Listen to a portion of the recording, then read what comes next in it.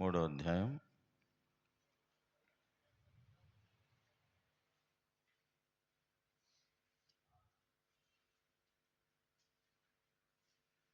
1, 2, 3 వచనాలు. రూతు గ్రంథం 3వ అధ్యాయం 1, 2, 3 వచనాలు అందరము కలిసి చదువు. ఆమె అత్తయ్యైన నయోమి, నా కుమారి, నీకు మేలు కలుగునట్లు నేను నీ కొరకు విశ్రాంతి విచారింపవలసిన దానను గదా. ఎవని పనికత్తలేదని ఉంటివో ఆ బోయజు మనకు బంధువుడు. ఇదిగో ఈ రాత్రి అతడు కళ్ళమున ఎవలు తూర్పారబట్టింపబోచున్నాడు.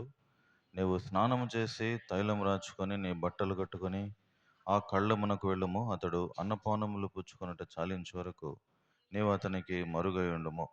ప్రభు సాయం నిమిత్తం చిన్న ప్రార్థన చేస్తాం.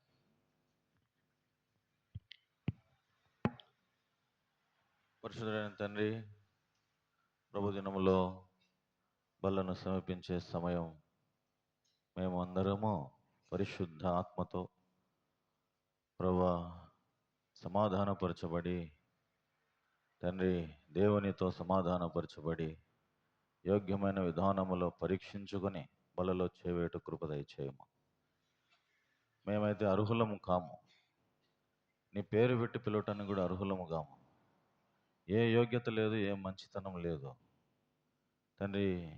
దుమ్ము ధూళికి సమానులం, పనికిరాని వారమని ఒప్పుకుంటున్నాం. చూపులో, తలంపుల్లో, క్రియల్లో, మాటల్లో మాలో ఏమాత్రం పరిశుద్ధత లేదు తండ్రి. నీ వాక్యముతో నన్ను మమ్మల్ని పవిత్రపరచుము. ప్రార్థన ద్వారా మమ్మల్ని పవిత్రపరచు. నీ రక్తముతో మమ్మల్ని పవిత్రపరచుము. మీరు మాతో మాట్లాడము. క్రీస్తు న్యాయపీఠం ఇక్కడ ఉన్నది. మిమ్మల్ని చూచే కన్నులు, దృష్టి మాకు దయచేయండి. మా మనోనేత్రములకు గుడ్డితనము తీసివేయండి. ప్రభువా, మేమందరము నిన్ను చూచి నీ మంచితనాన్ని, నీ గొప్పతనం అర్థం చేసుకొని పరీక్షించుకొని ఏదో ఆచార ప్రకారంగా పద్ధతిగా కాకుండా బలలో యోగ్యమైన విధానంలో చేవేట కృప దయచేయమా. ప్రభువా, మీరు మాతో మాట్లాడము. నీ వర్తమానం మాకు దయచేయము. సిలువ చాటును మరుగు చేసుకున్నాము. మమ్మల్ని అందరినీ మీ దయగల స్థలకు అప్పచెప్పుకుంటూ వందనాలు చెల్లిస్తూ యేసుక్రీస్తు ప్రభువును ప్రార్థించి స్తుతించడి వేడుకుంటున్నాం తండ్రి, ఆమేన్.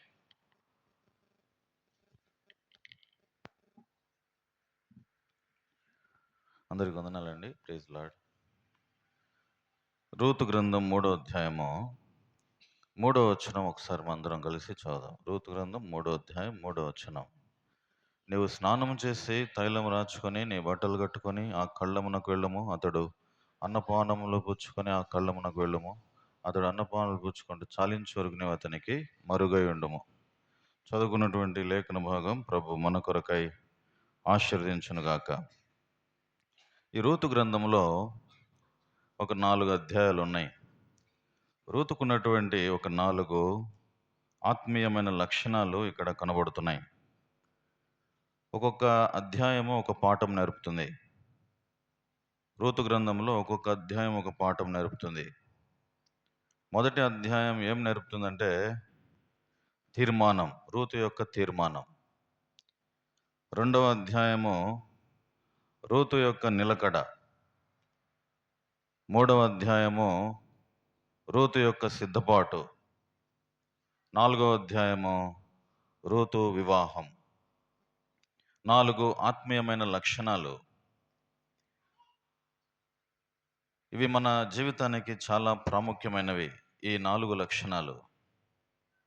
రూతును గురించి ఏం నేర్చుకుంటామంటే ఆమె తీర్మానం, ఆమె నిలకడ, ఆమె సిద్ధపాటు, ఆమె వివాహం. ఏం తీర్మానం చేసింది ఈమె? రూతు గ్రంథానికి వస్తే ఆమె ఒక తీర్మానం చేసింది. ఏమని తీర్మానం చేసిందంటే చూడండి, 16వ వచనం చదవండి. రూతు గ్రంథం 1వ అధ్యాయం 16వ వచనం.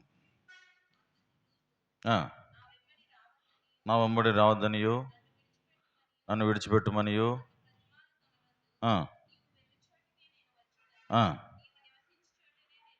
నివసించేదను, నీ జనమే నా జనము.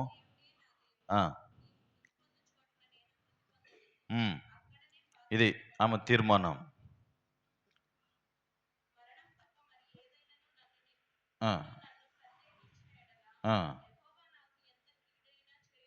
ఏం తీర్మానం చేసిందంటే నీ జనమే నా జనము, నీ దేవుడు. ఒక మాటలో చెప్పాలంటే ఆమె చేసిన తీర్మానం ఏంటంటే, నీ దేవుడే నా దేవుడు. ఇది ఆమె తీర్మానం. నువ్వు తప్ప నాకు ఇంకెవరు లేరు భూమి మీద. నీ జనమే నా జనము, నీ దేవుడే నా దేవుడు అని ఆమె తీర్మానం చేసుకున్నది. దీన్ని బట్టి మనం ఏం నేర్చుకోవాలంటే, కీర్తన 73:25లో ఒక మాట ఉంది. ఈ మాట మీ హృదయాల్లో భద్రమైపోవాలా, కంఠతం అయిపోవాలి ఈ మాట. కీర్తన అందరు తీయండి. కీర్తన 73:25. ఆకాశమందు, అందరం చదువు. ఆకాశమందు నీవు తప్ప నాకు ఎవరున్నారు, నీవు నాకుండగా లోకములోనిది ఏదియో. ఇది మనకు ఈ వాక్యం భద్రపరచిపోవాలా, ముద్రపడాలి ఈ వాక్యం. నీవు తప్ప నాకెవరున్నారు, భూమి మీద నేనున్నాను, నువ్వు తప్ప నాకెవరున్నారు, నువ్వు తప్ప నాకెవరు భూమి మీద లేరు. నీవు నాకుండగా లోకములోనిది ఏది నాకు అక్కర్లేదు.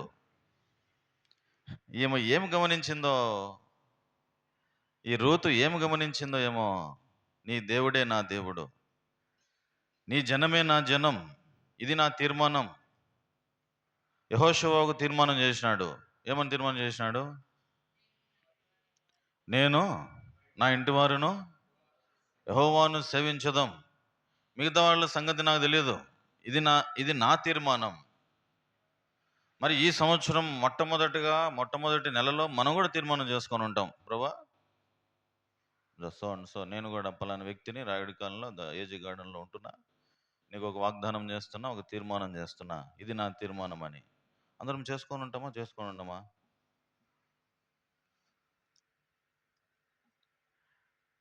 ఆరంభంలో ఏం తీర్మానం చేసుకున్నామో అంతవరకు ఆ తీర్మానాలు నిలబడాలా. చేసుకున్నటువంటి తీర్మానములో ఈ రూతు నిలబడినట్లే. నీ దేవుడే నా దేవుడు, నీ జనమే నా జనం. యోబు ఒక మాట అన్నాడు. యోబు తీర్మానం ఏం తెలిసిన చూడండి. యోబు గ్రంథం 27:5-6 వచనాలు. యోబు గ్రంథం 27వ అధ్యాయం.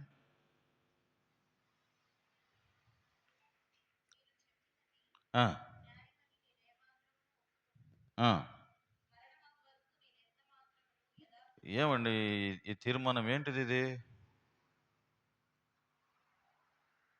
చదువుతున్నారా? అందరూ గమనించినారా? మరణమగు వరకు నేను ఎంత మాత్రమును యథార్థతను విడువను. రైచియస్, యథార్థం, కల్మషం లేదు లోపల. నేను యథార్థతను విడిచిపెట్టను. నీ ఇష్టం. నిన్ను చూస్తేనే చెప్పొచ్చు నువ్వు ఎంత అబద్ధం చెప్తానో, ఎంత యథార్థత ఉందో నువ్వు అని. యథార్థత లేనివాడు భయపడిపోతాడు. అవునా కాదా? యథార్థత ఉంటే ప్రైమ్ మినిస్టర్ కాదు, ప్రెసిడెంట్ ముందర పోయి నిలబడతాడు. ఏం తప్పు నాలో ఏమని చెప్పని. ఏమంటున్నాడు చూడండి. మరణం వరకు నేను ఎంత మాత్రమునో యథార్థతను విడువను. తర్వాత 6వ వచనం. నా నీతిని విడువక గట్టిగా పట్టుకొందును.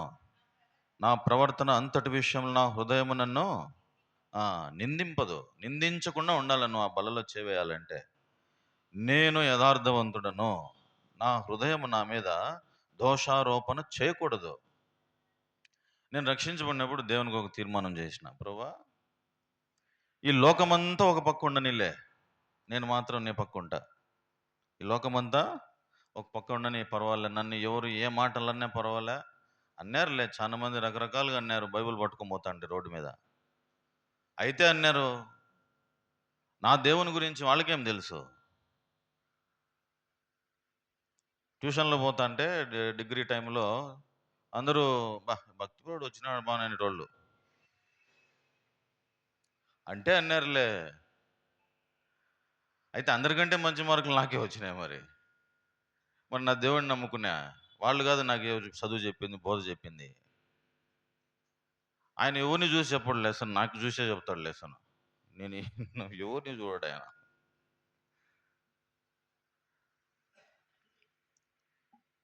నేను యథార్థతను విడువను. రూత్ ఏమన్నది? నేను నీ దేవుడే నా దేవుడు, ఇది నా తీర్మానం. మరణం వరకు నేను యథార్థతను విడువను, నీతిని విడిచిపెట్టను నేను. ఈ ఖచ్చితత్వం ఉండాలి కదా మనిషికి. ఉంటుందా? ఈ ఖచ్చితత్వం ఉందా అండి? మనకు ఉందా? ఒక రోజు, 2 రోజులు, 3 రోజులు, 4 రోజులు బాగా తీవ్రతగా ఉంటాం.